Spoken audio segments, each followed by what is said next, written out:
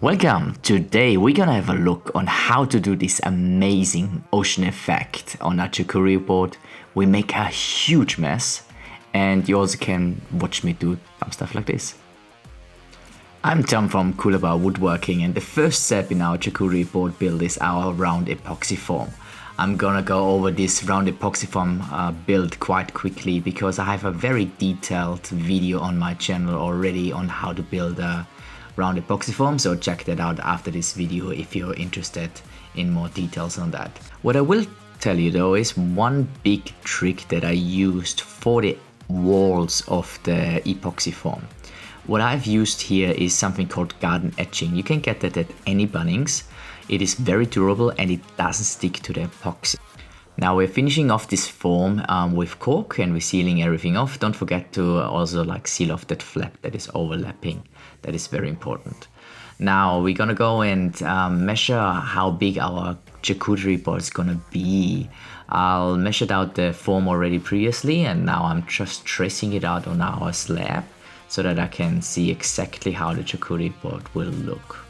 I'm using a piece of plywood as a circle jig for my router, fixing it up here in the center, and I'm doing something very good and very smart here, safe as usual.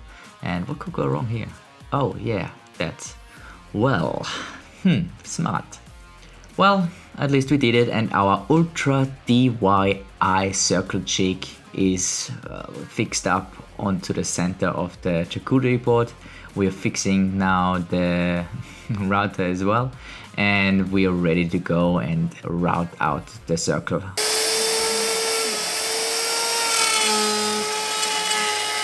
So we're cutting our circle here. We can't get all the way through with the router here, but we go as deep as we can and we make a mess. So I would say clean up in aisle 6, please.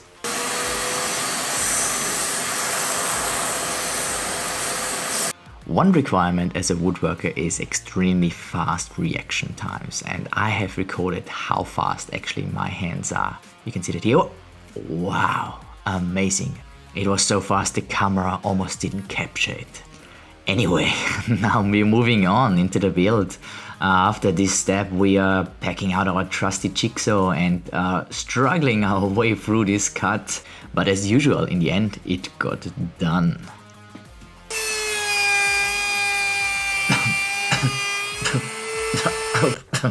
Sorry about that, guys. I hope you didn't get too much sawdust in your face. Of course not, it's a video. Come on, guys. Anyway, moving on to the build. The next step is flush trimming everything away that jigsaw couldn't get. So I used here my little handheld router, which is always the easiest, to just put a flush trim bit in and then drive across. We cleaned it a little bit up with the sander. It's not required, but I just like to do it because it looks good.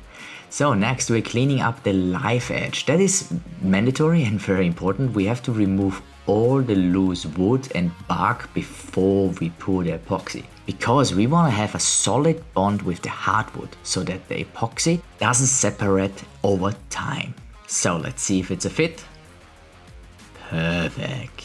Now I'm calculating the epoxy volume, how much we need. I'm making measurements every couple of centimeters for the width of this gap. And then I take that average of that width and I take the length and the depth of how much I want to pour and calculate the volume out of it. There are lots of volume calculators online. Now it's time to pour. Wow. Yeah, that was my real life reaction when I first time put this beautiful color into that foam. It looks amazing. The color is called Ocean Blue from Health of Mind Art. And now we are popping the bubbles with my trusty flamethrower. I have no idea why I turned it up so much, but well. It's 3 days later. Our deep pure resin has cured and we are finally ready to demold. Now the moment of truth. Does the epoxy stick to the form or will it come out easily?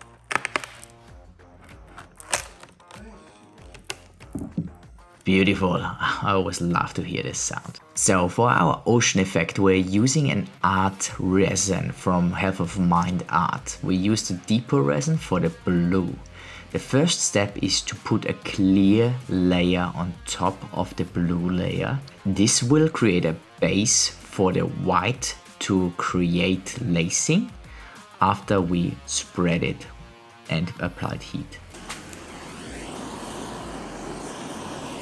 So we just pop the bubbles and let it sit for about 20 minutes, which is half the working time of that resin. Then we apply the white. Why we're waiting 20 minutes is, once we push out the white and make it look like waves, we don't want it to run around too much anymore, so that we have a little bit of control how it looks. So we're pushing it out with a heat gun here, and then we apply heat with the torch again. And you can see already the lacing starting to come up. Don't worry too much if the lacing is not there right away, it will form after a while. Now you can see how the lacing turned out, it looks amazing already. The next step is the second wave, so the principle stays the same. We are putting our base layer, our clear epoxy, roughly where we want the second wave to start. Then we take our white colored epoxy and we put it just in front of that clear epoxy, so that we can blow it again nicely over the first wave and can create this amazing effect like two waves were crashing into each other. We're taking our heat gun again to blow it out, and then we take our blowtorch to create the lacing.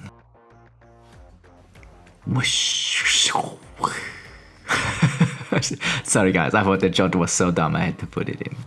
Anyway, the next step is to actually put a clear layer on top of our ocean effect here, so that we can fill up the rest of the way from the charcuterie board. So we are mixing up again our deep pure resin from Half of Mind Art. Again, we calculated beforehand exactly how much we need so that we don't have any waste. Pro tip, if you pour a clear epoxy, clean your equipment nicely beforehand. Not like I did just now. So otherwise you have to get all the flakes out. Anyway, we're pouring now this clear layer on top of our ocean effect. And this thing starts to look amazing. I'm super happy how this all turns out, especially because I burned my test piece and all that ocean looked brown after the end. So be very careful with using the blowtorch and don't hold it too long on one spot, otherwise the epoxy will burn. So 3 days later again, we are back and the epoxy has fully cured. We are ready to demold one last time.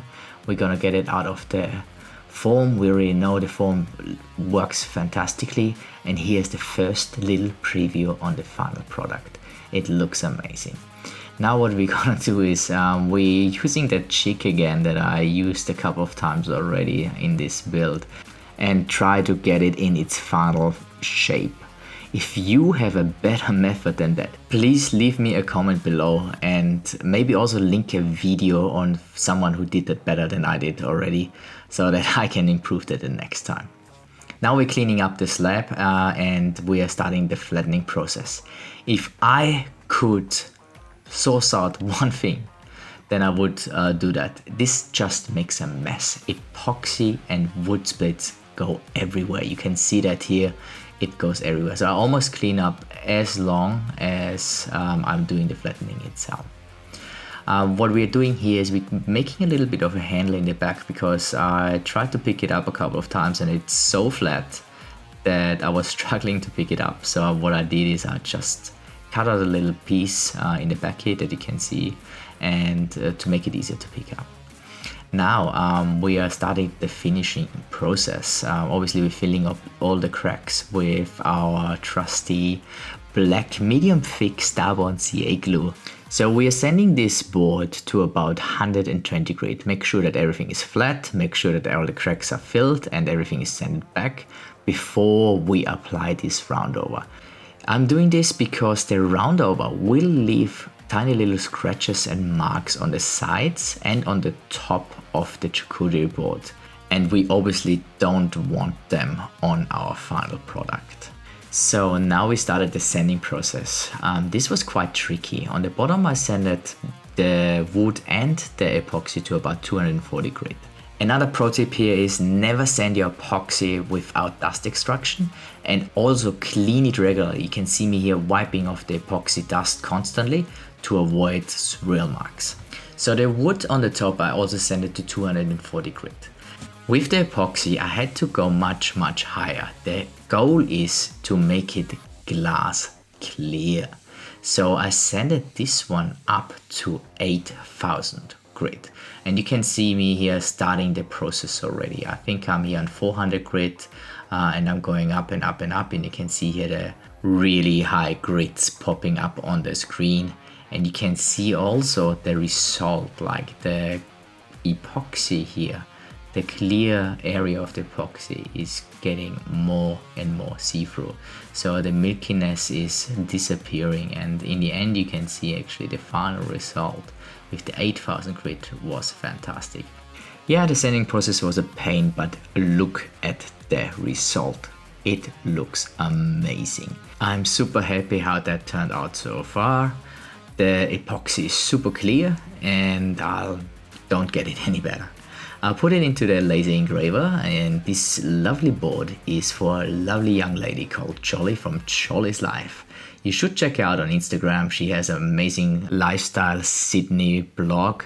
She's doing traveling around Sydney and gives amazing tips on restaurants or like great location to visit in Sydney. So check her out, Jolly's Life on Instagram. So in the background here, you could see me putting on some finish. This finish is a hard wax finish, food safe. We just rub it on and leave it for like an hour and then buff it off. Like everything has to come off. You can also use, with this finish, you can also use a second layer. I opted not to because it actually looked already great and the resistance was fantastic. Thank you so much guys for watching today. I hope you enjoyed this video. If so, please leave a like, subscribe to the channel. It helps out a ton, and I hope I see you next time. Thanks guys.